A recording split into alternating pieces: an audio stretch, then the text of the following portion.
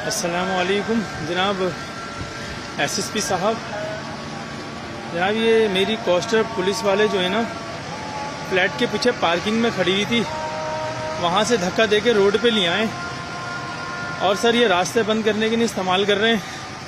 पहले ड्राइवर भी सर छुट्टियों पे गया हुआ है, खुद ही पुलिस वाले धक्का देके लाए और सर यहाँ गाड़ी मेरी खड़ी कर दी है बीच रोड पे।